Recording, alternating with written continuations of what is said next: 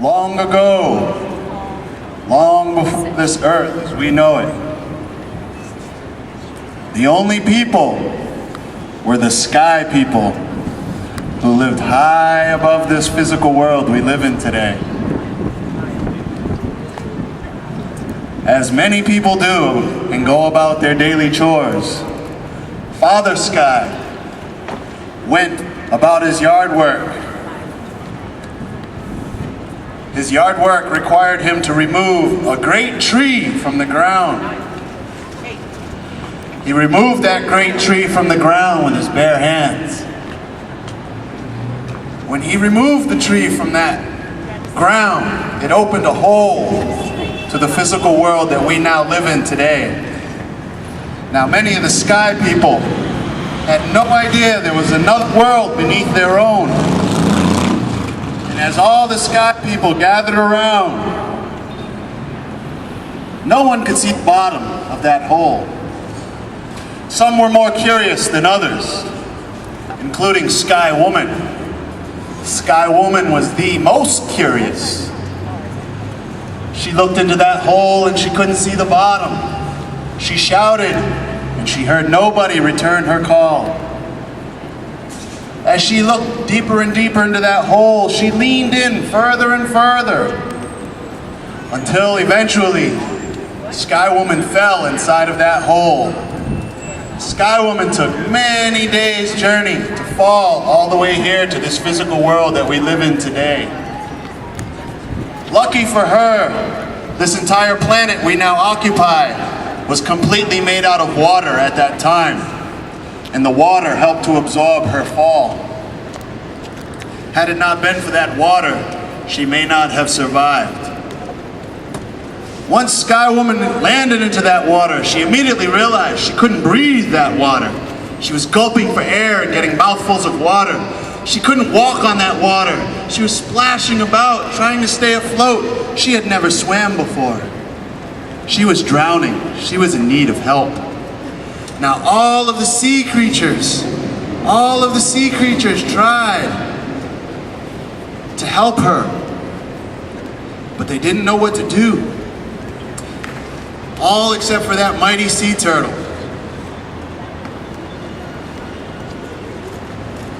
That mighty sea turtle knew exactly what to do. He dove into that water. He came to her aid. And when he dove beneath that surface and swam to Sky Woman, he came to the surface. And she was able to rest on the back of that turtle shell. Now once she had relaxed and calmed down, that's when she realized all these sea creatures who had come to help her. And she asked each and every one of them, please, I beg of you, if you could swim to the bottom of this water, I promise you, there's dirt there. And if any one of you animals can bring me even a small sample of that dirt, I can bring many great living things to this land. Now all of these sea creatures immediately tried to be the one to reach the bottom of that water, to find this dirt that Sky Woman speaks of. Of all the animals in the ocean at that time, it was the muskrat, the mighty muskrat, who held his little lungs full of air, and he swam all the way to the bottom, and he got his little muskrat paw full of dirt, and he gave it to Sky Woman. And Sky Woman sprinkled that dirt all over the back of that turtle shell. And that was when she decided what she was going to create on this land we still call Turtle Island. She created the trees, the mountains, the rocks, and all the different landforms. Once she created those different environments, she remembered how helpful those sea creatures were when she landed into the water and needed their help. So she created all of the land animals. She put the deer in the forest. She put the buffalo on the prairie. She placed the coyotes out in the desert. And once she created these land animals, it was then at that very same moment, by that very same life giver, that she decided to create the first human beings of this land. And she created the human beings of this land for one reason, and one reason only. and that was to protect the land for future generations. Now, those of you who are not familiar with the term Turtle Island, you're on it right now. This turtle reminds us that it's doing its job, taking care of us and providing for us and holding up Mother Earth. That turtle will shake every once in a while, and that's what people will consider an earthquake. That turtle tells us things, if you can take the time to listen to it. As the turtle sits here and gives us everything that nourishes us, that clothes us, we're constantly taking from that turtle. The turtle has veins that run through it, just as the same veins that run through our arms. They're the rivers and the streams that make up this land. To put a dam on that river is to clog the arteries of the turtle. It affects the health of that turtle. When you think of this continent that we're on, and you look at it and you envision it as a turtle, you'll see its legs sticking out to the south, the Baja Peninsula, the Florida Peninsula. You'll see its tail as it wraps around the Texas Panhandle region. When you think of the ridges that are on the back of that turtle, you have the Rocky Mountains on the left side, and you have the Appalachian on the right. So we teach our children in this way. We teach them the stories of why we're here.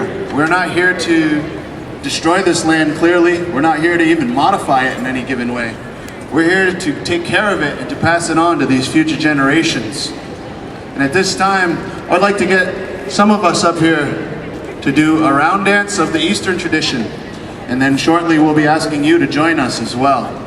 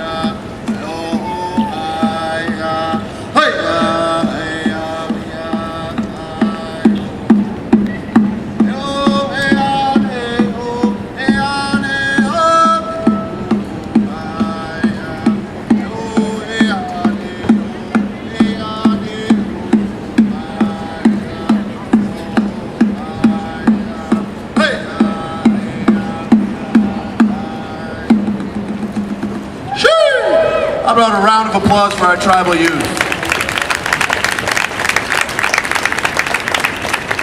Thank you very much. We want to thank the Boston Greenfest for inviting us out here another year to open this ceremony, this festival, this auspicious occasion. We need more of these, obviously. The Earth is definitely reaching out to us, trying to tell us she's just about at her limits with us human beings and the things that we've done and the changes we've made here. As Native people, for those of you who aren't familiar with us here in this region, we're the Wampanoag tribe today. I noticed there was a Mi'kmaq member of the tribe up in Canada who was here earlier.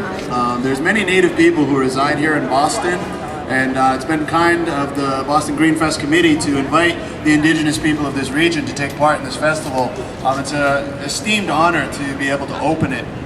Being one of the first cultures here, the Wampanoags that we descend from, the tribe from southeastern Massachusetts.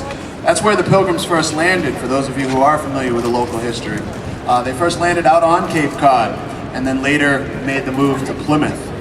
When they landed in both of those territories, that was Wampanoag territory. We did not come this far up to Boston. There were the Massachusetts people who once resided here and called this place their home. And that's where we get the name of the state today, Massachusetts, the place of the Great Barren Hills. The Great Barren Hill people were the ones who called this area, now known as Boston, their home. So we're technically outside of our jurisdiction, but we're here in representation of all the indigenous people of this region. For those of you who are familiar, we have many cultural gatherings of our own, very similar to what's going on here.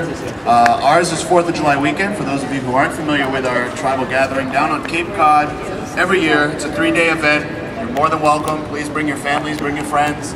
It's open to the public, and we'll be sharing a lot more with you than we get to share here today. We're going to be bringing a drum up here, and this drum here will share a little bit of the traditions from beyond this area. For those of you who can see that small water drum that I was just using, it's called a water drum because there's water inside. You can see it dripping out. The water is very important not only to this earth, but to all its existence. It's why it's made up, this entire planet is mainly comprised of water. For those of you who are listening to that creation story that we shared, at one time we believe this entire planet was nothing but water. When you go out to the desert in the southwest, a lot of that was all completely submerged underwater thousands of years ago. So our ancient history, our stories, our folklore and myths, as they're often called, we consider them fact. They're just as important to us as any scientific research today. All the scientific research usually backs up just about every creation story that we've been telling our children for thousands of years. We've been here on this continent for at least 40,000 years. We've been in this region of New England for at least 12,000 years. And needless to say, the last 400 years has gone dramatically in a bad direction according to our history. We had plenty of food, plenty of drinking water. We didn't have to buy any of it. It was just there, it was abundant. We still go out into the ocean, we get our clams. Those of you who can see the wampum jewelry that I wear, we still get that quahog shell resource from the ocean, and we can still make these beads. These beads were traded all the way out to the tribes in the Great Lakes, and they would use them in the same exact manner in which we use them to preserve these stories that I'm sharing with you today. Our stories were never written down. We did not have a written Bible. We didn't have our laws printed in a constitution. We didn't need those things. They were constantly told to you, taught to you, demonstrated before you, and it was a way of life that you couldn't forget. However, to remind us and to help us visualize certain elements of these stories, we would make these wampum designs out of the blue and the white beads from the blue and the white shell. Suquahog is what we called it, and that's where you get the word quahog today. Suquahog is the dark shell clam, one of the many clams that come from our ocean, which we use to sustain ourselves. For those of you who are looking, you're probably thinking, wow, this guy's pretty tall. But I was about average height for that 12,000 years that we were living here. We had, like I said, a good healthy diet. We ate plenty of food, a lot of exercise, as you'll see when we start dancing. We kept ourselves in pretty good shape. Our health today reflects the health of the land. With a lot of the foods that have been introduced, genetically modified foods, foods that had MSG, salt, sugaring, and other flavors added to them, a high diabetes rate among Native people today. Native people have a high tendency to have high blood pressure as well, because our bodies are still adjusting to these new foods that were introduced. A lot of the fast foods and other things that we're forced to eat today in this modern world that's moving at a very fast pace. Whereas long ago, obviously, we didn't have preservatives. We would get our own food from the earth, and we were very, very honored to have a long life that it helped us to sustain. The average age, the average life expectancy, they said, was 80 years old. There were many Native people here well into their hundreds when the Pilgrims arrived. And And the Pilgrims themselves were barely living past 40 because they had a lot of health issues of their own back in England. Rivers of sewerage running through the streets of England. Children had to be fed wine as soon as they were done breastfeeding because the water was undrinkable in England. And unfortunately, it's only been a few hundred years, but much of that same fate has now fell upon us here in this new world.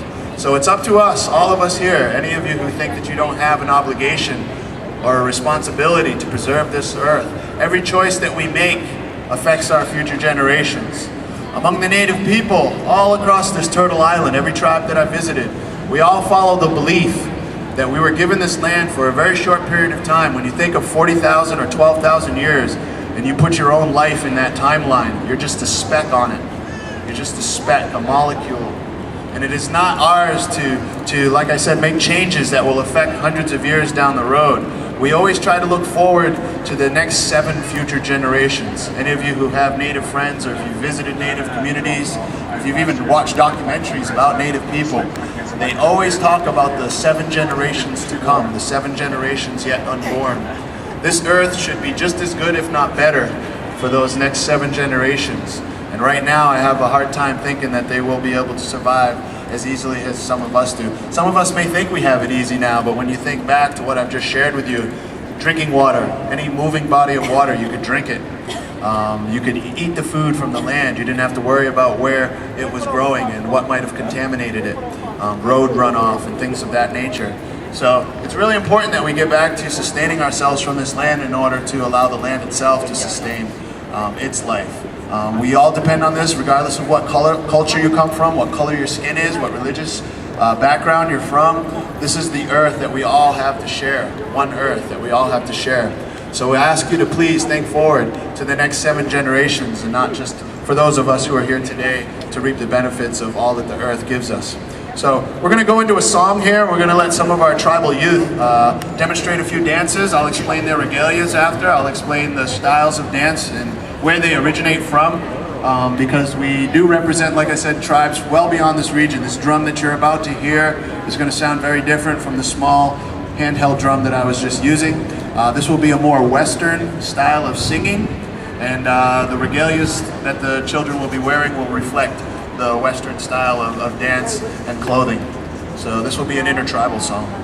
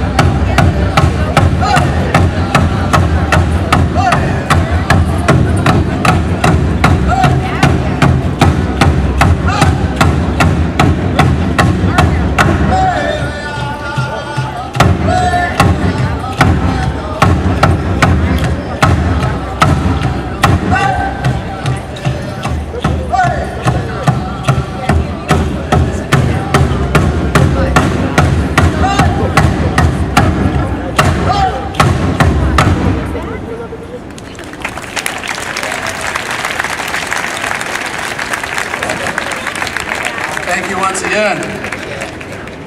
Well, now that we have our tribal youth out here, we'll explain a little bit about the different styles of regalia that clearly you guys are seeing right now.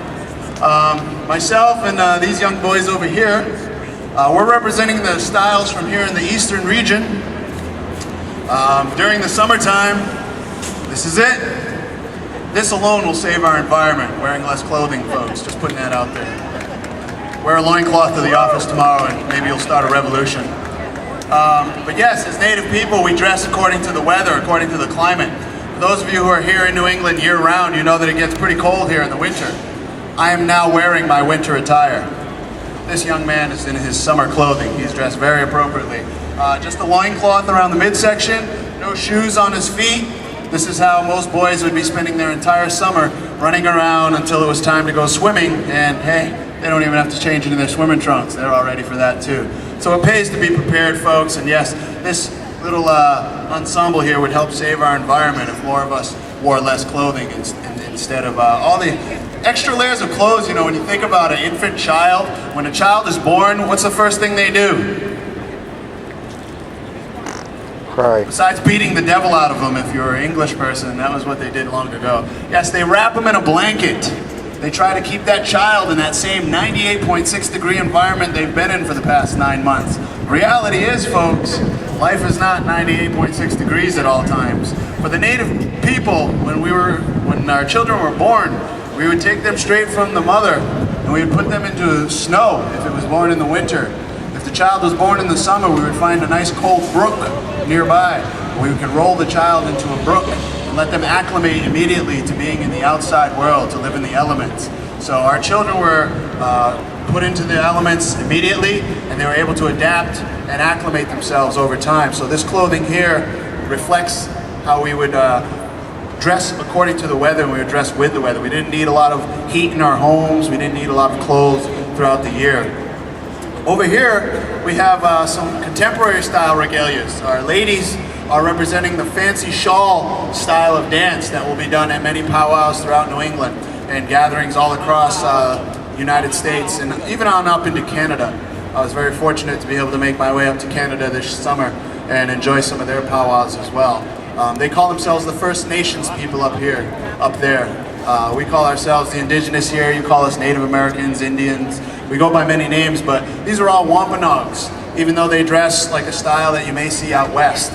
These fancy shawls that these ladies are wearing, when they do their dance and they do their moves, they're basically opening up the cocoon and they're becoming this emerging, beautiful, colorful butterfly. So their story is told through their moves and through the colorful patterns that they've made out of their regalia. The shawl that they have on their back is usually swung around and used to make a lot of different moves, enhance the moves so that it's visually appealing. But it basically tells the story of the evolution of a little moth in the cocoon, and then it eventually evolves and grows into this mature big butterfly, which both of these ladies are kind of in that stage of their life right now as they're going through their teenage years and eventually becoming a woman. That's when they will be a full-grown butterfly. So this dance itself kind of reflects that story of life. This young man here is my nephew Adequin. He's representing a more contemporary style of what they call men's traditional. Men's traditional is a form of dance that also would tell a story. The men would go out to battle, they'd go out to hunt. Whenever they did, they would usually come back with a story to tell, a story to share with the people. If you went out to defend your people, obviously you'd want them to know all that you went through to protect them. If you went out to feed your people, you would want to make sure everyone understood what you went through to make sure that they had that food to sustain them. When they return, the style of the plains, they don't have a lot of trees like we do here in New England. So you can see the feathers he has sticking straight up out of his head. Those they call the soldiers, the two soldiers on the top of his head. Those are eagle feathers. And the eagle is also on his back. The eagle bustle comes from the wings of an eagle.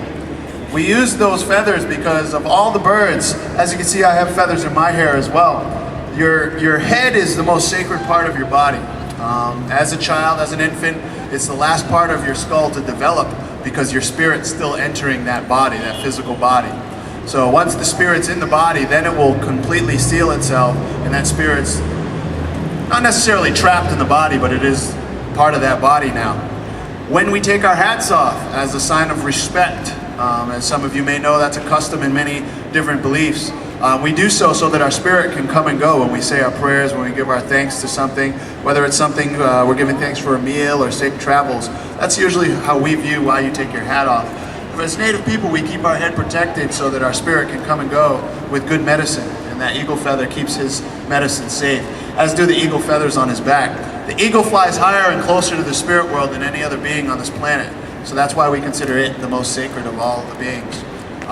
Being given the signal that we're almost out of time, originally we were hoping to enjoy having some of you participate with us. There's plenty of space here where many of you may want to join us. We would like to do another similar version of that round dance that you did, if you have time. Okay. Well, while the next group's getting up, is there anyone out here who would like to contribute their energy towards this event? Raise of hands is all we need. Excellent, we have a few folks here. Well, we're going to send the youth down now. We're going to start forming a circle out here. We did this last year when pretty much everybody got up, so hopefully you're not going to ruin it for everybody this year. So we're going to come down, we're going to join you, and we're going to be singing another round dance song. For those of you who are here, it's just a simple dance. You hold hands, you go around in a circle. The symbolism of the drum, the symbolism of the round dance, life is a circle. This earth that we're on is a circle. The sun and the moon that go around this earth goes in a circle. And as Native people, we never had anything that the Great Spirit ever gave to us in the shape of a square. So the existence of the circle is continuous life. When you add your own element to that, the male and the female energy is needed. So if we can get some males and some females to come up, men are life takers, women are life givers. Together, there is a balance there, a balance that needs to be maintained. When we beat this drum has an animal skin that we're beating. That skin is supported by a tree. Both of these animal and plant beings gave their life so that we can have music, so that we can give thanks, so that we can give back to the earth for all that she gives us. When we stomp our moccasins into the earth, it's as if we're massaging the back of our mother. As I know when I had my young children, I used to love when they walked on my back. It made me feel good. Any of you parents who have ever been able to enjoy that, it's a really relaxing feeling. So that's what we symbolize when we do our dances. Whether you're wearing regalia or not, we just want your energy, we want your participation, we want to let the earth know that you care about it, to let all these people know that you care about one another, that you're not just here to take in this show for yourself. So we're going to get into the song, and any of you who want to join in, just keep making the circle bigger.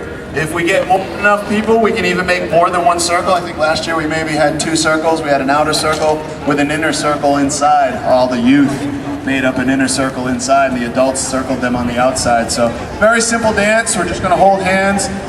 It'll be up to the dancers whether they go left or right first.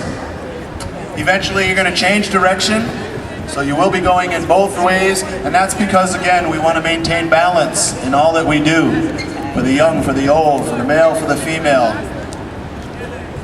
So we're going to go into the song right now as he's giving a few quick instructions on how to do the side step that makes the round dance possible. So I want to thank everybody once again for coming out. This is a great event. I'm glad to see so much support here. I want to thank Karen and all of the Boston Greenfest committee for having this event and for allowing us to be part of it. So, and thank you all for your participation in this dance as we give back to our mother. Katabataj. Katabataj.